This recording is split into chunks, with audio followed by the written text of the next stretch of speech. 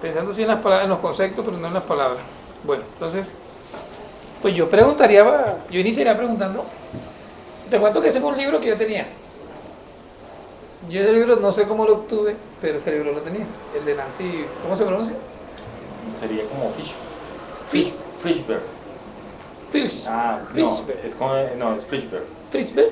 Fishberg. Bueno, yo lo tenía en la biblioteca, pero bueno, como no ha sido el inglés como el interés, así, con Patricia Ávila, una intérprete, ella maneja bien el inglés, entonces yo le dije, mira, tengo este libro y te lo doy. Y ella se leyó el libro. Entonces, para que veas tú desde dónde conozco yo hasta ahí, fue hasta cuando tú me hiciste caer en cuenta que había un libro. Y yo dije, pero yo tengo ese libro, o yo lo tenía, pues se lo presté a ella, se lo di, más que todo para que lo leyera. Bueno, ¿quién es Nancy Fishberg? Bueno, yo diría digamos, No sé. decir quién es Nancy Fishberg nos queda, ¿O qué hace? es otro conversatorio. Bueno, pero para saber quién es, o sea, porque de todos modos... Pues la información que yo tengo de Nancy Fishberg es la que ella misma da en el libro. Ok. De pronto, ¿sabes qué? Ahora pensándolo bien para otros conversatorios, sería bueno como empezar ¿Una biografía? como le dicen ahora, una googleada Bueno. a Nancy Fishberg, ver si tiene un hacerle perfil, como un seguimiento. de mirar si de pronto tiene una página, ¿sí? O que está escribiendo. Sí, realmente no pensé en eso, pero pensé en lo otro porque no se me olvide. La información que yo tengo de Nancy Fishberg es pues, obviamente la que ella da en el libro. Yo tenía una confusión, José. Resulta que, bueno, todavía la tengo. No sé no sé si es cierto, pero hay una investigadora que se llama Fishberg. No sé si es la misma, creo que esta es Fishberg con R. Fishberg y la otra es Fishberg. Es que me confunde la... Sí, es confuso. Pero si es la misma, entonces seguramente es una investigadora que ya ha hecho investigación en lengua de señas. Okay. La que yo conozco de referencias en referencias bibliográficas, Fishberg, no me acuerdo si es Fishberg, ella ha investigado sobre la variación diacrónica de la lengua de señas americana. Yo creería que debe ser la misma. ¿No pasa nada? No, estamos bien. Okay. Después que no aquí no diga Que diga algo. Good Life o volver o oírnos, no aparece nada. Bueno, quedo con la tarea para el próximo lunes de decirte si es la misma. Yo creo que es la misma. De todas maneras, en Estados Unidos hay muchos investigadores. Pero hay mucha coincidencia. Hay Fishberg, todos los Berg que pueden haber. Bueno, también es cierto. Pero bueno, la que yo conozco, que me late que es ella misma, hizo investigación, es una tesis de maestría. Casi siempre todos los investigadores, sus tesis de maestría, sus tesis de doctorado, se vuelven libros. Ok. Entonces ella, el tema fuerte de ella, de la maestría o el doctorado, creo que fue el doctorado, fue mirar la variación diacrónica de la lengua de señas americana. Cuando tú hablas de diacrónica, ¿a qué te refieres? Pues yo hago aquí también, porque también... Sí, no, está bien.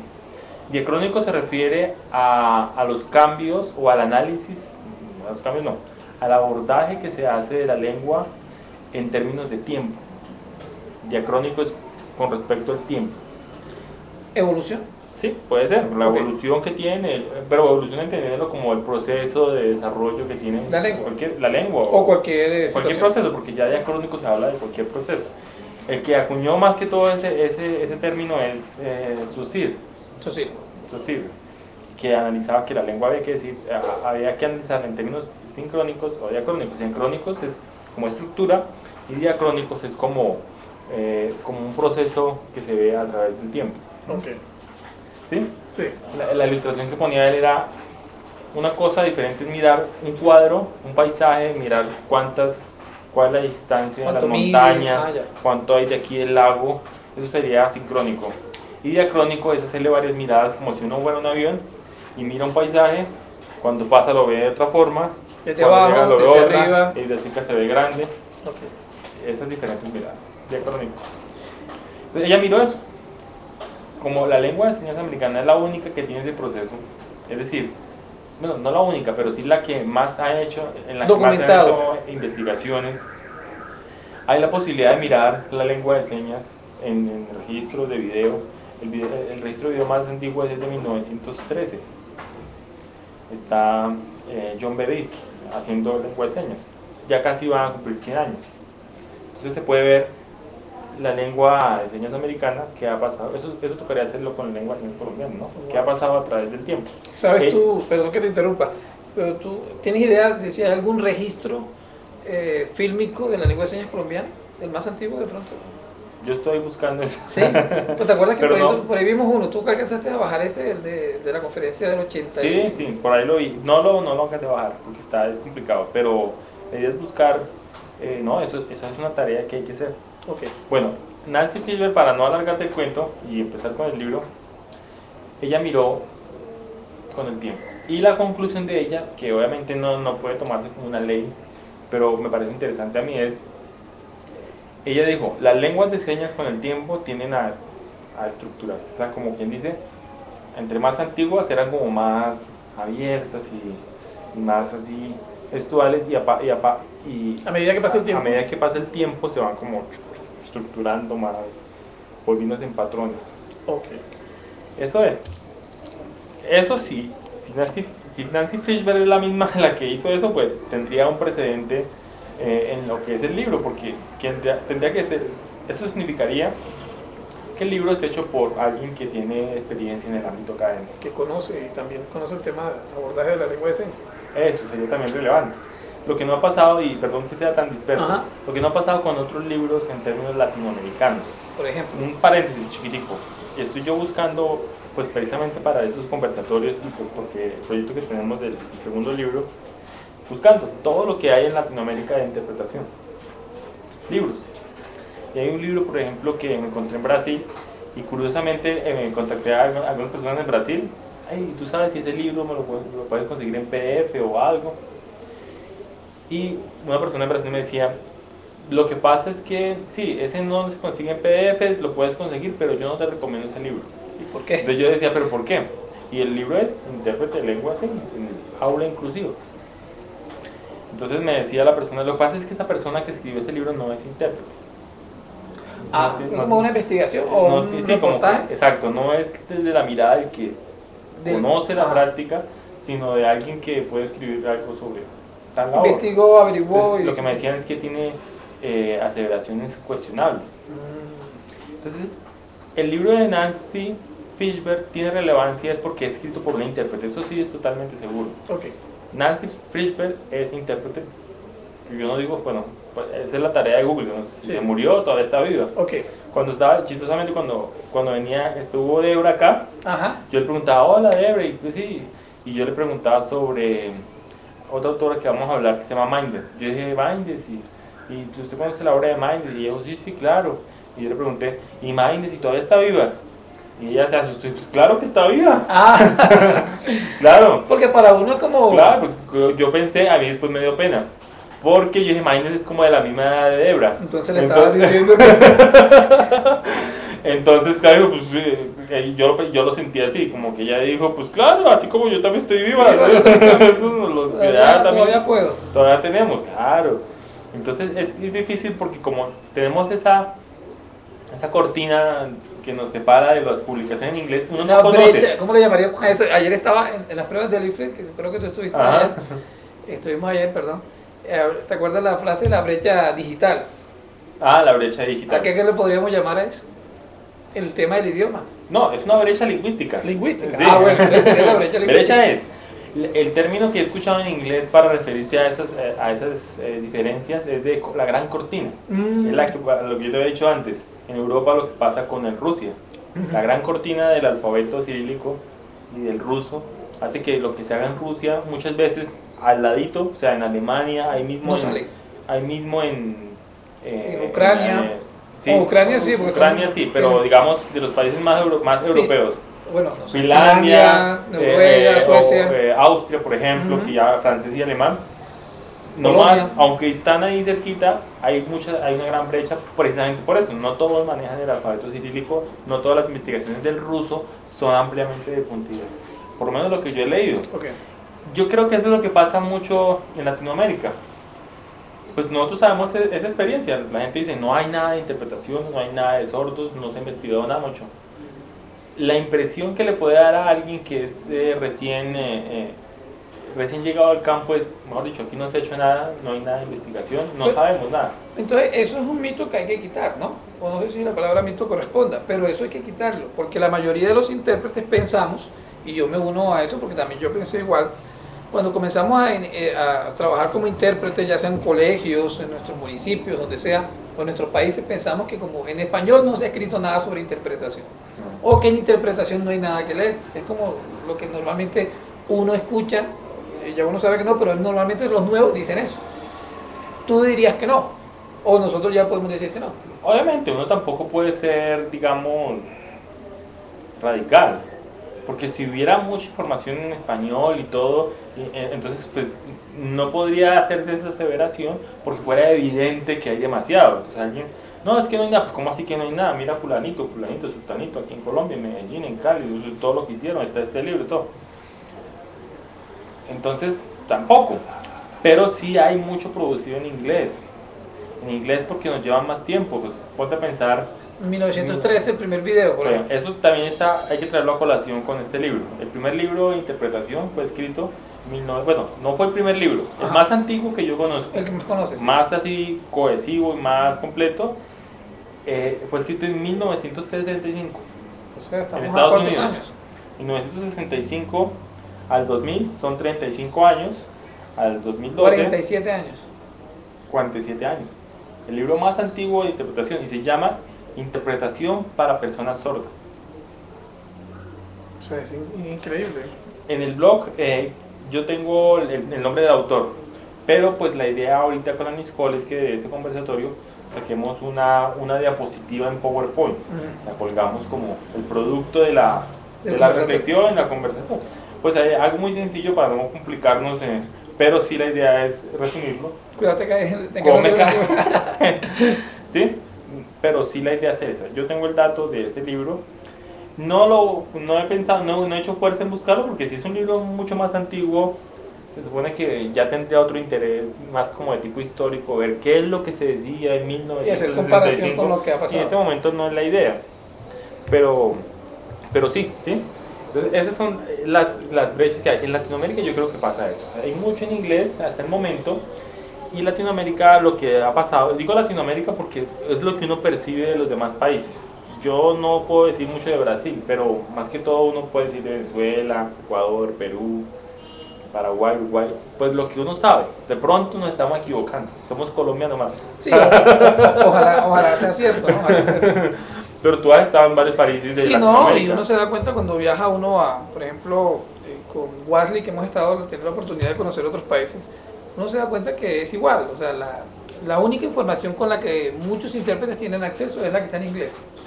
Incluso en Centroamérica pasa un fenómeno interesante y es que muchos intérpretes que han tenido la oportunidad van y estudian, hacen los cursos o se certifican con el RIT y son intérpretes del RIT, pero en sus países... Y de español a ASL. Exacto. Y no de sus bueno... de ACL a inglés, ACL. Eso, inglés. De inglés a ACL, pero no de español. Porque el RIT todavía no tiene una certificación acreditada de esa manera. Se está tratando de hacer algo en el RIT, lo último que supe es con hacerlo trilingüe, o sea, certificar a los intérpretes trilingües. Hay una investigación que nosotros tenemos acá que es de esa, ellos la publicaron. Pero no de español a lengua de señas. No, es trilingüe. Bueno, es trilingüe. Perfecto. De hecho, aquí tengo es esta, mira, para que sepas cualquier cosa. En este último que sacaron. ¿Cuál es? ¿Interpretación? Es el octavo libro, el séptimo volumen. De interpretación, ¿cierto? El séptimo volumen de estudios de la interpretación de la Universidad de Garaud. Ok, perfecto. Pero entonces lo que hago referencia es que no hay, lo mismo pasa en Centroamérica, entonces no hay informaciones. Yo conocí un libro de El Salvador, sí, conocí un libro, ahora que tú me hiciste acordar, ¿sí? Conocí un libro de El Salvador sobre la interpretación, pero más que un libro, tú me corriges porque tú eres el que nos estás ayudando en esta parte técnica del lenguaje, era un libro más anecdótico, era contar la experiencia de cómo había sido su proceso como intérprete. Era una persona, voy a buscar ese libro, yo no me acuerdo dónde lo tengo. No, pero entonces es un libro pequeño pero anecdótico. Entonces ¿Y quién es el autor? Recoge experiencia de algunos que han trabajado con sordos en El Salvador. voy a buscar ese libro, porque ese libro lo tuve yo en el 2007, no, en el 2009. Me lo dio una compañera de El Salvador. ¿Y qué pasó? No, no, yo lo leí, pero me pareció como muy bonito conocer las historias. Como, ¿Pero y dónde lo tienes? que yo creo que lo tengo, voy a buscar en mi biblioteca, pero no, Bueno, si lo tengo tienes, rato que no lo, bueno, que no lo sería veo. una Voy pérdida a- que estuviera ahí. Que eso no Pero serviría entonces, es mucho. lo único que hay, ¿sí? No he visto así, aparte de Brasil, vuelvo y te digo. Bueno, también es que uno tampoco puede ser injusto con lo que se ha hecho aquí en Colombia. Ujú. Uno podría hacer, eso también yo estaba pensándolo hace poco, que qué puede pasar, que uno también puede irse, sí, hay demasiado en inglés y desconocer todo el trabajo que se ha hecho en el país. Pero digamos que lo que cuando yo digo así, no hay producción o hay mucho en inglés, me refiero en términos de producción científica. Es Ok. decir, producción que ha sido Es- fruto esa- de esa claridad es investigaciones buena. de la universidad. Por ejemplo, libros, revistas o artículos de investigación, pero que hayan sido fruto de que alguien hizo un pregrado o alguien hizo una maestría y de esa investigación salió su reflexión. Sí, porque por ejemplo en Colombia, de alguna u otra forma, lo que es la Federación Nacional de Sordos de Colombia y el INSOR Claro. han plasmado investigaciones, más que todo en el contexto educativo. ¿Te acuerdas del libro que salió de la Secretaría de Educación de Bogotá? El Sí, convenio FED. del distrito. Bueno, ese Exacto. es una... Y el que, mira este libro, bueno, o esta revista, o más que, sí, más un documento, documento. el del INSOR, Orientaciones para la Integración Escolar con Estudiantes Sordos con Intérpretes. Todavía hay regiones que no tienen esto. O Bueno, sea, para que te fijes tú, también es bueno reconocer eso. sí, no. Pero digamos que yo me refiero más a producciones de Ok. investigación. Y ese no es un problema de los sordos y del campo de interpretación. Yo digo que es un problema del país.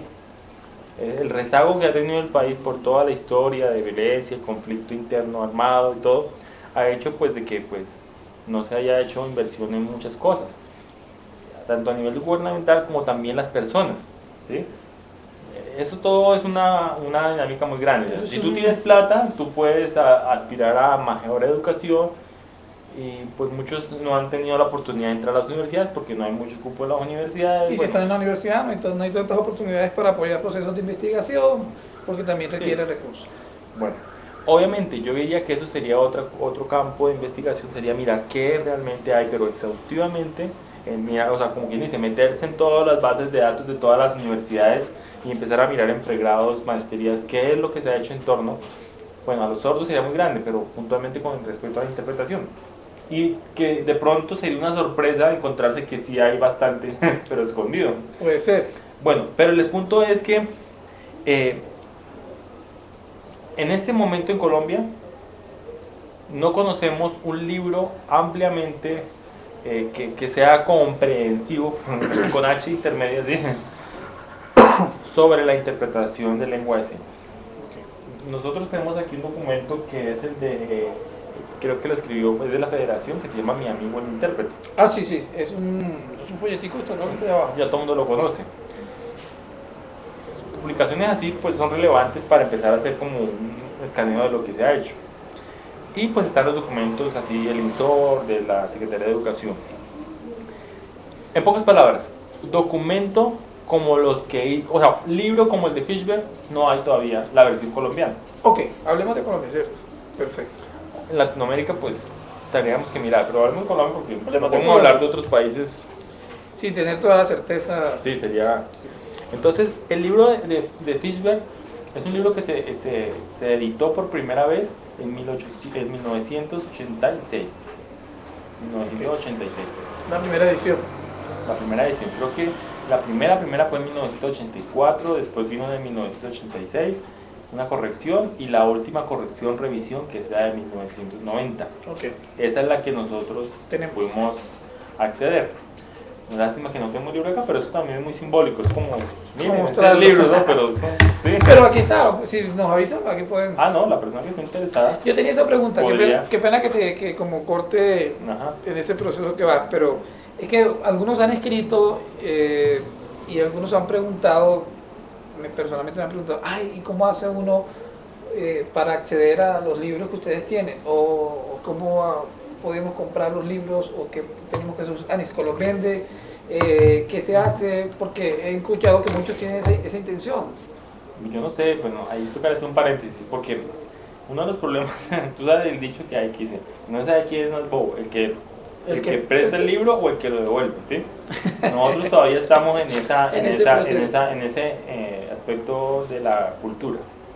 Es decir, todavía todavía no hay una lectura, perdón, una cultura lectora. Ok. Pero hablando de cultura en términos amplios y Sí, generales. Yo es lo que yo percibo. Y lo percibo porque con varios compañeros, amigos y otros no intérpretes, sino en otro campo, la lectura requiere un hábito. Es una costumbre, también hay que adoptarla como una costumbre. Como salir a trotar, como manejar. Yo la veo como así, bicicleta, sí. y también bueno, yo no sé si alguien ha hablado sobre eso, pero a mí me gusta hablar también, un término es, hay que desarrollar resistencia a la lectura. Explícanos ese término. Yo no sé si alguien se lo inventó, pero si alguien no se lo inventó, pues yo voy a tener que escribirlo. Y patentarlo. Yo le llamo resistencia a la lectura es porque es igual, como la lectura es como un ejercicio, Ajá. como salir a trotar, entonces con la lectura te pasa lo mismo que cuando tú haces ejercicio. Tú sales un día, tú nunca haces ejercicio. Exacto, yo no hago ejercicio. Y el día que vas a hacer ejercicio sales a trotar y no duras, bueno, llegas y haces el esfuerzo y sales a trotar, o haces pesas, o natación, nada así. Ajá. Y llega un momento en que, y terminas, y de pronto ese día tuviste actividad física. Ok. Pero al día siguiente están las consecuencias, el cuerpo te amanece al otro día Doliendo. te duele todo, Ok, sí, y eso todo pasa. apaleado, como si lo hubieran apaleado. Entonces la persona, eso es lo que hace difícil que una persona tenga desarrollo, pues lo sé porque mi hermana es deportista, ¿sí? Ok. Al principio es difícil porque pues tu cuerpo no está acostumbrado. Entonces si tú haces todos los días deporte, 30 minutos todos los días, y lo haces por un mes, llega un momento en que el deporte es algo normal. Entonces, el cuerpo ya el cuerpo responde, y un día que hagas un poco más de deporte, al otro día no lo vas a sentir. Yo lo veo así igual con la lectura. Si tú nunca lees, y tú vienes a decir, yo quiero leer, entonces te ponen un libro, el ejercicio es muy complicado, porque tú empiezas a leer y es pesado. Te da sueño, te pesan los ojos. Te pesan los ojos, no tienes tiempo, no entiendes, te frenas, tú estás leyendo y te quedas en una parte pero no entiendes, te quedas ahí. ¿Y qué pasa? Que si logras terminar, o sea, lo que le pasa, el fenómeno es que mucha gente termina, empieza y ¡puf! No termina el libro. No termina los libros. Empieza un pedacito y se lee lo último. Y para darle la sensación de que leyó el libro, no leyó el libro. ¿Sí? Casi siempre pasa con las novelas, ¿no? Sí. Se lee lo último de la novela pero no. El extracto. Entonces, yo diría que sería como una especie de desarrollo, cierta resistencia a la lectura. Ahora, también me gusta hablar de ese término porque todos los libros te imponen, o sea, cada libro te impone un reto especial. Digamos, si tú vas a leer a ¿por qué compran a Walter Rizzo, Pablo Coelho? Ajá. ¿Por qué? Porque son libros que no te exigen resistencia a la lectura. Son libros dulcificados. O sea, el escritor escribe para darle placer el escritor escribe para darle placer al lector. Okay. Para que la experiencia sea algo placentero. Podría eso es parte ese es el eje central de la literatura. El autor, en términos de literatura, me refiero a literatura en términos de las novelas, los cuentos, todo, ¿sí? Literatura. Es el eje central, no a divertir ni el causar placer, pero sí el eje de la literatura es causar un efecto en el ¿capturar?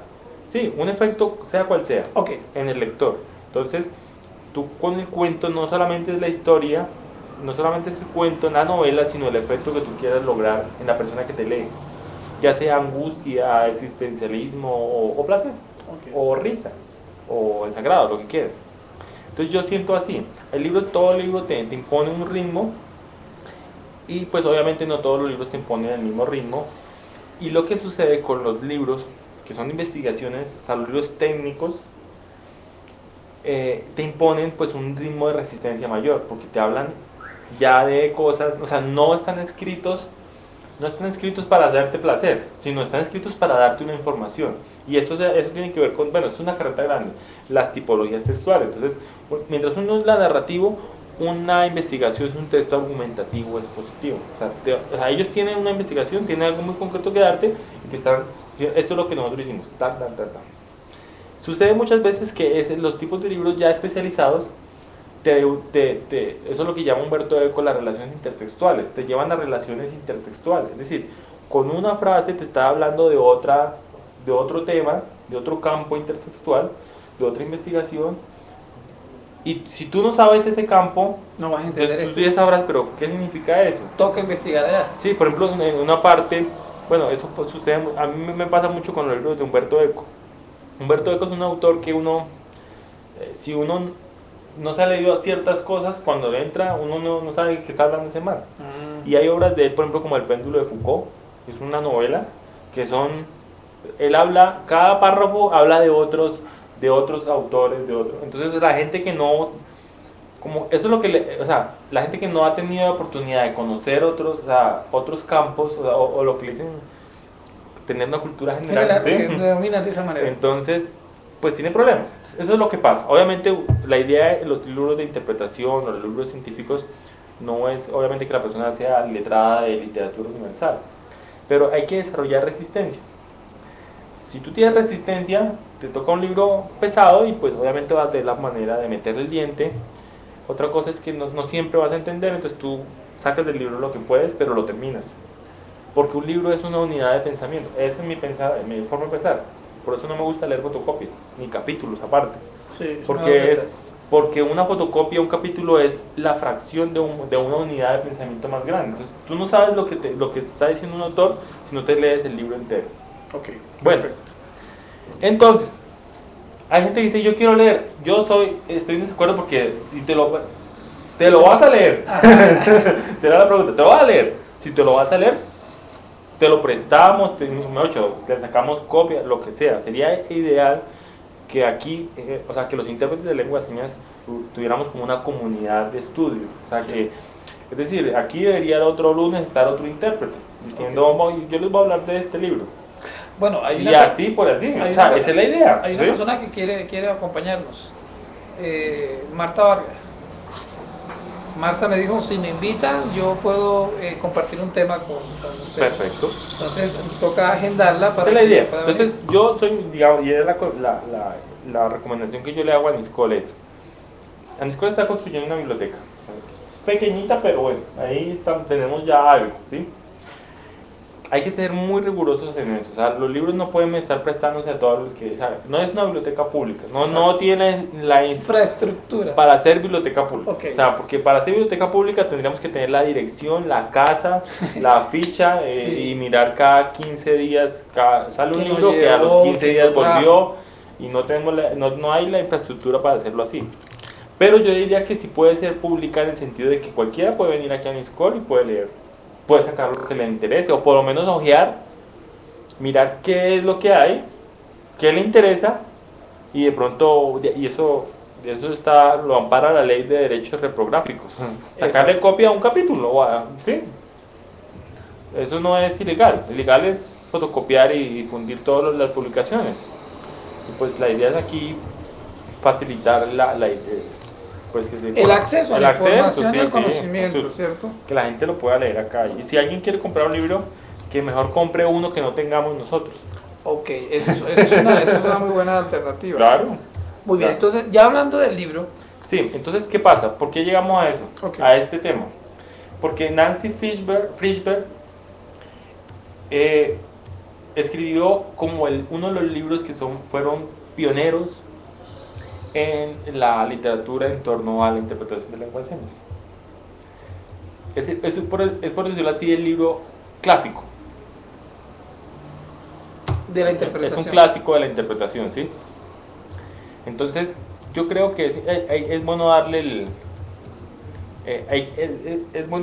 el estatus al libro y el reconocimiento. Además, cuando tú lo llegas y lo lees, te das cuenta que es un libro muy completo. Una de las sensaciones que te deja es que a pesar de que fue escrito en el 84, inicialmente, yo voy a mirar aquí un dato, a pesar de que fue escrito en el 84 inicialmente, el libro suena muy actual. Suena muy actual, ¿sí? Entonces, me parece relevante eso. ¿Sí sabes a qué me refiero cuando quiere decir que suena muy actual? Pues entendería que es aplicable todavía a las dinámicas que estamos trabajando como intérpretes. Sí, pero yo podría decir también que el libro, mira, aquí el dato, yo creo que tengo el dato acá, que lo quería buscar Mira, exactamente. mira El más viejito, sí. El dato es de 84, sí, fue escrito en 84. Y el más viejo es del 65, escrito por Kingley y Joseph. 1965. 65. Bueno, el asunto es acá. Vas a colocar el... Sí, claro, conversando. Ok. Estamos haciendo el link también para que quien pueda ver el video, Claro. pueda seguirnos y compartir, más que todo esto es un compartir. Ayer hablaba con varios intérpretes que nos encontramos en las pruebas del ICFI y les decía que la intención de Aniscol y de lo que estamos tratando de hacer como es este trabajo es más que todo compartir lo que se sabe. Alguien me decía, ¿tengo que pagar? Me dijo un muchacho, uno de los nuevos, Sí. un chico nuevo, de aquí de Bogotá, y yo le decía, no, vaya, se toma un café con nosotros o una aromática, lo que sea, ¿sabes eso? Es compartir, pero no es tan fácil que la gente saque tiempo a veces para eso. ¿Vas a colocar el link? Sí. Ve, yo lo coloco. ¿Lo tienes ya, Sí. ¿tienes ya copiado? Ya. No. Ah, sí, ya que Pero- lo hubieras tenido copiado. Ah, sí.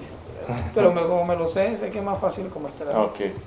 Entonces, ¿sabes? Listo. Entonces, el libro, primer efecto, primera sensación.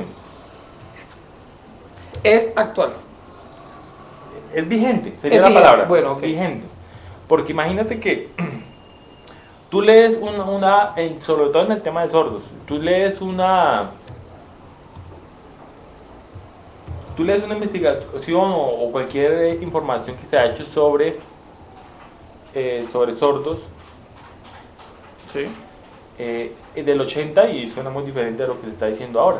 ¿Mm? Ha cambiado, los contextos Sí. las situaciones han cambiado, La la educación del sordo ha ido, pues algunos discuten el tema, pero no es igual hablar de la interpretación, eso es lo que yo te preguntaría, no es igual hablar de la interpretación de los sordos en el contexto educativo de secundaria y hablar de la interpretación de los sordos en el contexto educativo de universidad, por ejemplo en Colombia. Quizás. Sí, claro. Entonces lo que sucede es que tú cuando lees a Fishberg te das cuenta que un libro que fue escrito hace 30 y pico años, ¿m? No, 30 y pico no, alcanza a tener 28 años. No, 30 y pico no, alcanza a tener... Estamos al aire, Sí, porque si no nos hace... Exacto, pero para ver que estamos también al aire, Claro. Bueno, se escucha bien y todo, así que no tenemos no dificultades. tienes esto, si te vas a... Listo, bueno, sigamos porque está al aire. Ok. Yo que salgo acá. Listo.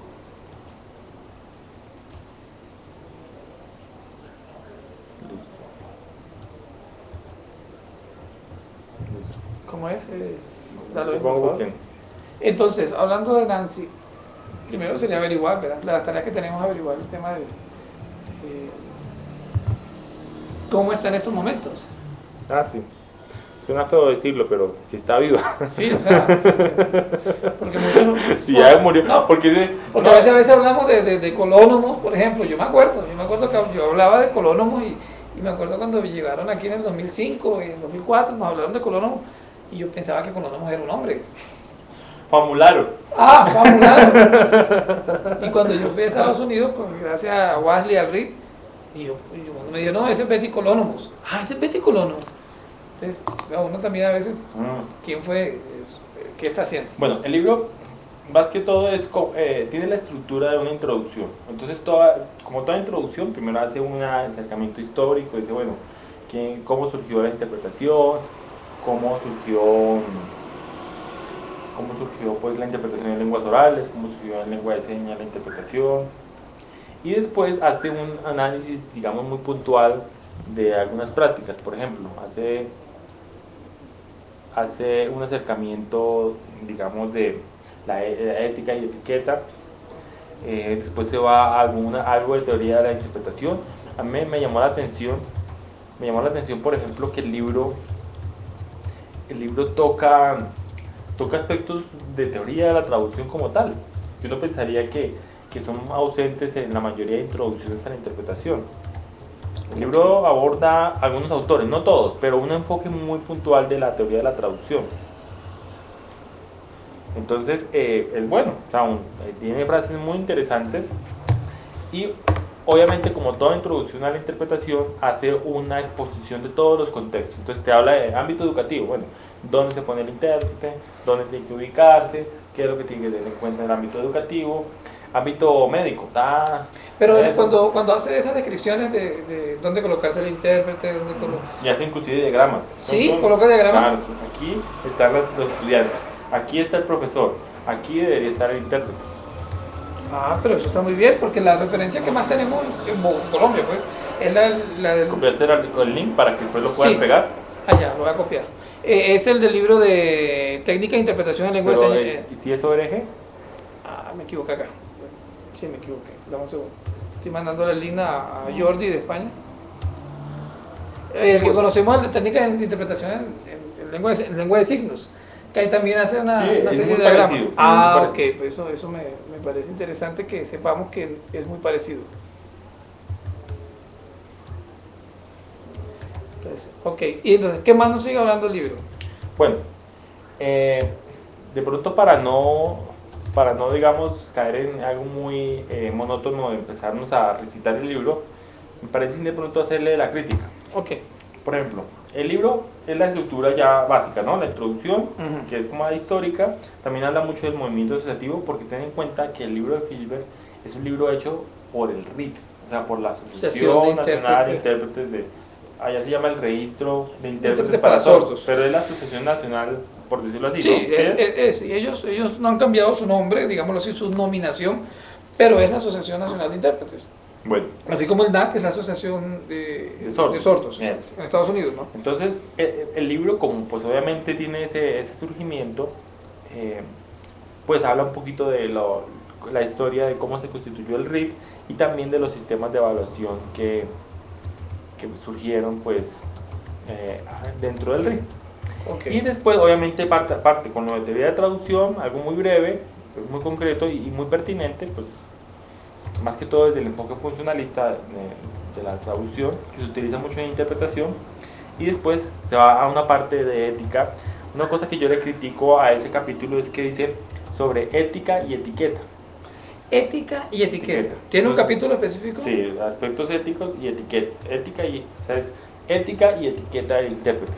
Yo me acuerdo mucho que los códigos que se hicieron aquí, que se trataron de hacer el código de ética del intérprete, inicialmente hablábamos mucho de código de ética y etiqueta del intérprete, de la ética y la ética y la etiqueta del intérprete. Y la etiqueta, como uno lee en Fishberg, es todos los aspectos de cómo se debe vestir, cómo debe ir al evento. Ok, sí, si me visto de negro. Todo eso sería la etiqueta, la forma en que llega, la forma en que saluda. En la mayoría de introducciones, y eso uno lo va a ver desde Fishberg, es que siempre se encuentra que muy puntual, ¿no? Como todos los manuales. Usted tiene que llegar así, usted tiene que entrar de esta forma, usted lo que podría decir es esto. Inclusive dicen qué palabras podría decir uno. ¿Cómo voy a decir?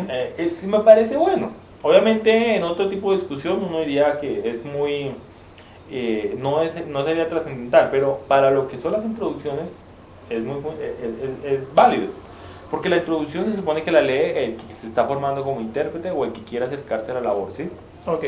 Entonces, así, usted tiene que llegar y dice puntualmente la frase, así como muy buenos días, mi nombre es Alex Barrera. Dice inclusive de dos formas. Ahora, yo no sé si estoy confundiendo si es Nancy Fishberg o si es otra introducción, si lo dice así en términos puntuales, pero más o menos dice: yo soy el intérprete, esta es la persona con la que yo voy a interpretar, una forma. La otra sería poniendo en primer lugar a la persona sorda. Tú sabes que cuando tú te introduces de esa forma, estás... es como si fueras tú primero y después el sordo, y eso de alguna manera es discriminatorio. Pero eso es discutible, ¿no? Eso también son de... Creo que no es Nancy Fishberg la que lo pone así, sino otra introducción que vamos a hablar después. Pero dice que son las dos. En algunas ocasiones es mejor que la persona sorda entre hablando y uno le hace voz. Y la persona sorda lo introduce a uno. Ok. Es mucho gusto, yo soy tal, fulanito sordo tal, este es mi intérprete, ¿sí? Y voy a interactuar con el intérprete. Eso. Otras veces también es válido que llegue y lo haga uno. Obviamente eso sería otra discusión de cuál es la más apropiada. Lo cierto es que Nancy Fishburne hace eso, ¿no? Cómo deben llegar, porque se asume pues, que la persona donde uno va a interpretar no conoce nada de sordos ni de intérprete. Una de las frases clave del libro es: la interpretación de lengua de señas es mitad traducción, mitad logística. Eso me llamó la atención a mí.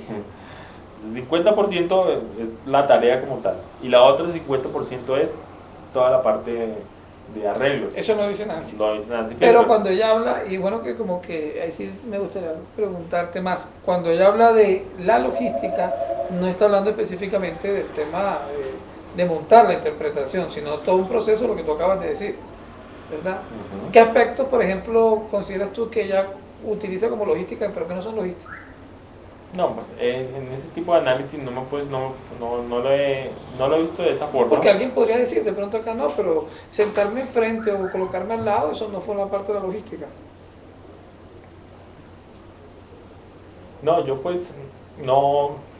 Tenemos que hacer un foro muy puntualmente de esa ¿Sobre pregunta. eso? Ah, ok.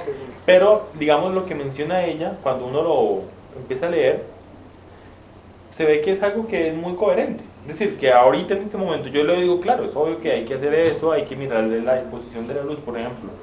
Que tú cuando interpretas, dice ella, bueno, eso también es discutible, que debería uno ponerse, preguntar a los sordos, bueno, ¿aquí me ven bien? Sí, me ubico bien, la luz se pega bien. Y uno mismo debería estar pendiente de ese asunto, según Nancy Fishburne. Ujú. Yo lo veo algo, pues algo como muy natural, es decir, si yo trabajo con personas, tengo que pensar que las personas estén acordes como dónde me estoy ubicando yo. En ese sentido es un poco monótono leer las introducciones, como Fishburne, Ok. que pues dicen lo que uno de pronto Ya sabe. por la experiencia, Ok. no tanto porque haya sido por... Pero válido que esté escrito también. Es válido, claro. Porque créeme que de pronto tú lo sabes, yo lo sé, muchos lo sabemos porque... Pero que está empezando de pronto no no lo lo sabe. saben. Y porque no ha habido una formación. En un proceso de formación sería interesante que eso estuviera documentado y que se pudiera decir, mire, léase esta información o prepárese eso. Eh, el libro de Fishburne es profuso en los campos. Creo que casi uno lee la mitad del libro y la otra mitad casi es toda la explicación de cada contexto por cada contexto determinado. Son creo que 5 contextos los que pone Fishburne. La de conferencias, el educativo, el médico, el psiquiátrico. El médico es una cosa y el psiquiátrico Sí. es otro. El de trabajo social, que es el trabajo comunitario, por ejemplo, intervención psicológica, entrevistas. De trabajo. No, Entonces, ese sería más como de lo que le llaman ellos el trabajo social. Yo creo que es igual acá. Por ejemplo, que una persona, el psicólogo va de la familia y hace una reunión donde tiene un problema familiar, porque lo que se hace aquí en Colombia con las comisarías de familia. ok. Por ejemplo, este sería un campo ahí de trabajo social. Está ese, ¿no? Y otro que expone es el de elaborar. Ok. Hay otros contextos que han sacado después, pero Nancy Fishburne no los ¿De menciona. conferencias? La conferencia ya está. El que te menciono es uno que se llama contextos, yo no sé cómo sería la traducción, pero le están llamando intérprete designado. Designado. ¿Y qué trabajan? Son los intérpretes que Intérprete trabajan designado. con sordos en un alto nivel, ya sea gerencial, académico, político, todo. Y siempre están con esa persona sorda. Entonces, creo que la diferencia es que en los demás contextos, conferencias y todo, los sordos tienen el perfil, digamos, yo soy el intérprete de conferencias, el sordo puede ser cualquiera. Sí, no tengo ahí De pronto hay una regularidad, pero los sordos tienen unos perfiles variables. variables, exacto. En el enfoque de intérprete designado no existe eso, porque es al contrario. El sordo es un académico, es un científico, Es que corto. ya hay ese tipo de cosas. El sordo es una estrella de cine, Ujú. ya hay ese caso. El sordo es un político. Ujú, sí. Entonces el sordo es el que escoge los intérpretes. Yo creo que de ahí viene designado. Porque claro, es una persona que tiene forma, no quiere decir que a los sordos que sean científicos, académicos, políticos o estrellas del cine les quede fácil o la tengan más fácil que los demás sordos. Okay. Pero digamos que tienen que cuidarse más porque la persona que va a ir con ellos es el que los va a representar, o sea, va a ser su voz, en pocas palabras. Entonces, el intérprete designado, como bueno, hay todo un libro, es un libro sobre eso. del intérprete designado, es muy reciente y habla precisamente de eso, de que los intérpretes designados más que todo trabajan hacia de lengua de señas hacia voz, porque es el sordo el que está más que todo, o sea, el intérprete designado trabaja es hacia los oyentes, porque es el sordo el que está, ya sea un sordo académico, ya sea un sordo de estrella de cine. Por ejemplo, un ejemplo de intérprete designado sería el intérprete de Marlene Matin, la famosa sorda estrella de cine del libro de esta película Hijos de un Dios Menor, que se llamó Llamar en Silencio en español. El intérprete lleva como 20 años con ella. ¿20 años? ¿Sabes por qué es eso? No. Porque cuando ella se ganó el Grammy, el intérprete que le interpretó en el Grammy, que eso fue en el 80 y pico, es el mismo de ahora. No puede ver el video cuando estaba la Marlene Matlin, jovencita de como 18 años. Creo que fue la actriz de cine más joven en recibir un Oscar y fue sorda. El que estaba con él es el mismo. Yo no sé cuál será la relación que él tenga, pero sé que es el mismo intérprete. Bueno, yo lo que me acuerdo de casos de intérpretes designados, por ejemplo, el intérprete de Marco Hawking, el que era presidente, el anterior presidente de la Federación Mundial de Sordos. En varios eventos, en varios años que pude estar más o menos en algún contacto, siempre uno veía que estaba con ese sordo que es un alto dirigente de la comunidad sorda en su momento. Podría ser. Ese contexto no está en el libro de Fishburne. ¿No? No está. Por eso te reí. Los contextos son como 6, pero hay otros más. A eso iba yo. ¿Por qué? Entonces resulta que este libro pues es muy bueno, ¿no? Por lo que yo te digo, o sea, a pesar de ser un libro de la última, del 84 al 2004, 2002 a de 28 años, pues es un libro bastante completo. Si no sabes nada de interpretación, pues buenísimo. Y hay algo que quiero resaltar, ya como para cerrar, porque Sí. más que todo lo que yo quisiera es como enriquecer toda la discusión en torno al libro. El libro, sencillo, si alguien dice, ay, pero es que yo quiero saber el libro, pues consígaselo. Venga aquí en Niscol, aquí está, ¿no? Léaselo. Bueno, creo que en Niscol ¿Se no lo puede tiene. conseguir por internet? Sí, se puede conseguir por internet. Todavía se Todos, vende en las sí, páginas. sí, todos se ¿Y pueden. qué más o menos qué costo tiene si alguien...? No, todos los libros, sobre todo como traerlos acá, implica, o sea, traerlos a Colombia implica 20.000 pesos más. Pero tampoco, lo que hemos visto es que tampoco son un costo... Se hace a través de los buzones internacionales, que ya en este momento ya los buzones internacionales no piden inscripción mensual, sino sencillamente necesita, díganos, nosotros le damos un código y nosotros le traemos y le cobramos los 20.000. Antes tú en un buzón internacional tenías que inscribirte, pagar una mensualidad como si fuera un alquiler. Como los apartados aéreos, ¿te acuerdas? Como apartado aéreo, exacto. Ahora ya como que la competencia empezó fuerte, entonces hubo unos buzones internacionales que dijeron, no, tranquilo, gratis. Utilícelo cuando necesite. Cuando necesita, paga. Y nosotros nos paga obviamente el flete. Claro. Entonces ya, eso es solamente lo que hay que hacer es saber moverse en internet, porque obviamente la gente... Le da miedo también, ¿no? Le da miedo, bueno, es toda la discusión. Entonces, yo digo que es como más esa discusión en torno Pero al entonces libro sí de lo Fishburne. recomiendas. Sí, es un libro. Es un libro para los que están iniciando. Obviamente, y ese es el proyecto que tenemos aquí en Aniscol, la idea sería hacer nuestro propio libro, ¿no? Claro. Alguien que, para que no tengan que leer en inglés, porque no toda la gente pues lee en inglés. Y también es como opcional. Quien quiera leer en inglés, pues que lo lea, quien tiene la facilidad, pero a veces como no todo el mundo va a tener la opción de poder leerlo en inglés. Y si alguien lo puede leer en español, lo puede leer una información que contiene eso que ya se investigó. Tú decías, ¿no? Hace poco decías, me gustó esa frase de alguien ya lo escribió, ¿verdad? Alguien ya escribió sobre eso. Hay que averiguar si ya se escribió sobre eso, porque si ya se escribió sobre eso, pues leámoslo, cotejémoslo, argumentemos, no estamos de acuerdo. Sí. ¿Te acuerdas de eso que tú me decías? Sí, que digamos que uno a veces, cuando considera muchos de estos libros americanos o de la literatura anglo, pudiera uno caer en el vicio de cierto sentido de, ¿cómo se llaman eso? Cierto sentido de inferioridad. Ujú. Sí, podríamos caer en ese riesgo, decir, uy, sí, aquí no hemos hecho nada, todo lo han hecho en Estados Unidos y aquí no conocemos nada, no leemos, no hacemos... Y eso también es un discurso que refuerza el imaginario colombiano, entonces que somos inferiores, Totalmente. somos el tercer mundo, todo eso es parte de ese mismo discurso. Y yo pues me cuido mucho de eso, y cuando tú me has dicho, no, no, miremos también lo que hay acá, yo también tengo mucho en cuenta eso porque la posición que tendremos que tener es, hay que ser realistas, pero realistas no quiere decir que seamos pesimistas, ¿no? Ok. Realistas es que Latinoamérica, bueno, Colombia y Latinoamérica están en una situación muy particular, sobre todo en términos de producción académica e intelectual, o sea, revistas, investigación, tesis, maestrías, libros. Hay que ser realista, pero pesimista no, porque lo que se ha hecho en otros países necesariamente no tiene que ser total, no es holístico, es decir, no podemos pensar que lo que se ha hecho en otros países necesariamente, ellos ya lo dijeron todo, ¿sí? Ok. Y ahora, no lo dijeron todo, y lo más seguro es que no lo hayan dicho todo por una razón sencilla, porque no son nosotros, ellos no son nosotros, No, exacto. o sea, no están acá, no viven aquí en la... La realidad que nosotros Como le estamos decía viviendo. una profesora, le escuché un día a una profesora, la realidad del banano. La realidad del balance, he escuchado mucho esa frase.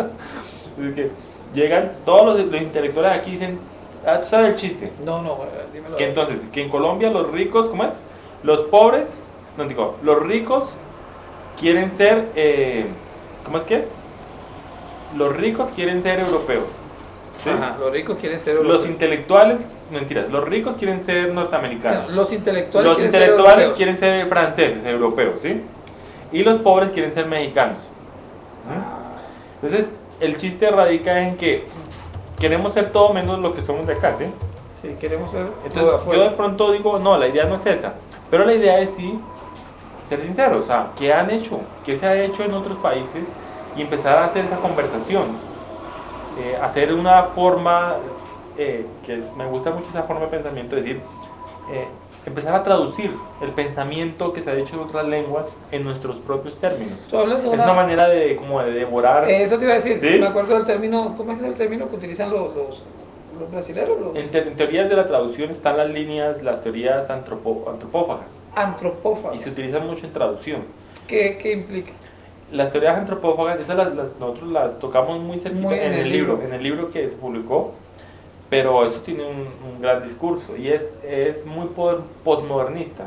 Entonces, en la visión postmodernista de las teorías de la traducción, los antropófagos dicen, nosotros, ya que siempre nos han colonizado, siempre primero fue España, Portugal. Y ya después que logramos sacar a España a Portugal, entonces vinieron Norteamérica, Inglaterra, y todavía seguimos siendo dependientes y nos siguen colonizando. Nos siguen, bueno, esa es la teoría colonialista, postcolonialista, ¿sí? Nos siguen, el colonialismo no se ha acabado, solamente cambiamos de dueño, ¿no? Esa es la teoría. Entonces los antropófagos dijeron, vamos a hacer la estrategia del pez chino. Del pez chino, no sé si se llamará así. Es el pez chino chiquitico, entonces deja que se lo coman, el pez grande se lo come y el pez chino por adentro llega y se empieza a comer al grande. Entonces los antropólogos dijeron, sencillamente vamos a, ya que todo lo que nos vendieron acá, Caperucita Roja, Blancanieves, los castillos, los dragones, todo eso no es de acá, es importado de Europa, de la tradición mitológica europea, nórdica, y se implantó, se naturalizó y se hizo, la palabra es esa, se naturalizó y ahora hablamos de castillos, dragones y de guillotinas cuando eso nunca ha existido acá, ¿sí? Nunca lo hemos vivido. Se naturalizó en la cultura, en estas culturas latinoamericanas. Entonces lo que dicen los antropólogos es, vamos a hacer lo mismo nosotros, vamos a devorar todo lo que ellos nos traen, pero los vamos a transformar y lo vamos a volver, en el caso de los brasileros, a brasileñado. Entonces yo diría que bueno, de todo hay que sacar, a todo hay que hacerle un stop, ¿no? Sí, tampoco personalmente, todo. Pero a todo hay que sacarle lo bueno. Entonces, en este caso nosotros no vamos a hacer, yo digo que yo personalmente no soy tan radical, pero lo que hacemos nosotros hasta cierta forma es antropófago. Es decir, cogemos los libros, los leemos en inglés y empezamos a hablar de ellos en español. Exacto. Y cuando hablamos de ellos en español los estamos traduciendo. Exacto. O sea, no es la traducción libro y toda formal, pero es una forma de traducción, digamos, de tipo cultural. Sí. Porque al discutir nosotros esto en español ya le estamos sacando, o sea, le estamos quitando toda su estructura. Y es posible, no es posible, lo más seguro es que empezamos a producir cosas propias basado en lo que las reflexiones que han hecho otros. Entonces yo creo que es eso, empezar a leer, empezar a discutirlo acá y empezar a ver que eso produzca reflexiones propias. ¿Y por qué nosotros? Pues porque eso es lo que le compete a una asociación de intérpretes, que ha sido la postura que yo he motivado en ANISCOL y que ANISCOL la ha recibido bien. Es decir, el objetivo de la asociación es, sí, está bien, hay problemas tipo laboral, hay que hacer una representación sindical, entre comillas, casi como eso, pero no es. Hay que ver los derechos laborales y las condiciones de trabajo dignas, sí. Pero uno de los ejes centrales también de un movimiento asociativo de intérpretes debería ser que agrupe gremio y reflexiones en torno a la profesión, a lo que todavía no es profesión, la profesión en términos de deseo y de proyecciones, ¿sí? Profesión porque lo queremos que sea profesión, ¿sí? Porque nos queremos comportar y nos comportamos como profesionales, pero es una proyección, es decir, hay que hacer mucho para que sea una profesión reconocida, Sí. Y deje de ser solamente una labor. Yo creo que sí, básicamente eso, podríamos ya, creo que cerrar. No sé si tú quisieras comentar algo. No, yo pienso que en la programación del próximo conversatorio de qué vamos a hablar. ya te digo la información. De todos modos, pienso que Yo busco, si quieres, para pusimos las 2 horas, pero creo que 1 hora que conversemos y más ya que se estoy grabe cansado. es más que suficiente. Y como tú dices, tenemos que crear resistencia hacia los conversatorios. O sea, aquí hay resistencia a los conversatorios, sí, porque uno pone... Eso es chistoso, hablando, mamando gallo, 2 horas, 3 horas. 3 horas, pero ahora no informa y ya se cansa uno 1 hora. Cierto, ya el cerebro te va diciendo, te condiciona, te dice tienes que decir esto, tienes que decir aquello.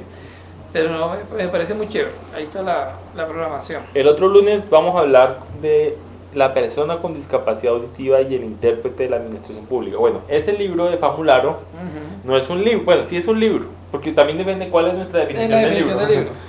Pero es un documento grandecito, más o menos, que yo podría decir que es uno de los primeros, o sea, sería como la contraparte de Nancy Fishberg,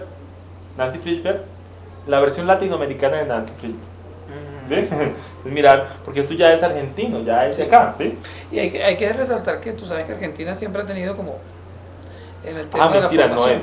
no es Famularo, es no conseguimos, con Humphrey, pero no. A mí me gustaría que hiciéramos un cambio, porque es que conceptualmente o temáticamente nos queda mejor de pasar de Fishberg a Famularo, porque son muy parecidos, aunque en contexto, y después irnos más a Humphrey y Alcorn. Perfecto. Entonces de pronto hacemos el cambio ahí cuando llegamos a la convocatoria, ¿sí? No, me parece bien, no hay problema. Entonces, pues ya la convocatoria, ¿listo? La primera cosa se fue, vamos a seguir enviando otras convocatorias para que podamos invitar a más personas. Hemos durado 1 hora y 6 minutos conversando, hablando de Nancy Frisbee, y la idea es que esto quede grabado, podamos tenerlo ahí para que las personas puedan acceder. Vamos a mirar desde qué otros canales YouTube por internet. Eso es lo que voy a mirar, a ver, ahora que terminamos, ahora lo miramos. Pero bueno, Ale, muchas gracias. No, gracias a ti. No, yo no sé si que gracias.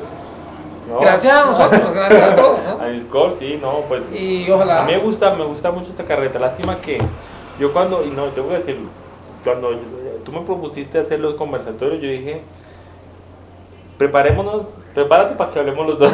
Exacto, sí.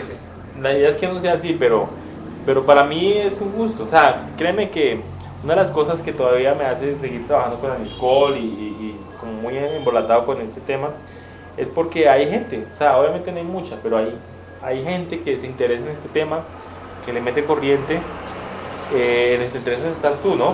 Sí, ¿no? Y sé que hay muchos otros que de pronto sería bueno, se pueden enamorar del tema. Sí, la idea es buscar que haya más gente que la haga. Y aún si no lo hay, estamos los dos. Exacto. Y otra cosa, es que también nos están matando los medios. De pronto hay gente que sí quiere, pero no se enteró. Exacto. Entonces yo creería que ya aquí con el video lo colgamos, que alguien pueda ver un video, ay, yo quiero estar en el próximo. Exacto. Esperemos, ¿eh? Y abierto a todo el que quiera hablar, que considere que puede compartir una información sobre este tema, es interesante. Bueno, vale, entonces nos vemos el próximo lunes a las 2:30. Vamos a tratar de estar 2:30 para Sí, analizar todo y prever que de pronto haya algunos problemas técnicos, pero no, la transmisión se hizo bien y no hubo problema con este canal que es gratuito para que todos puedan participar. ok, listo.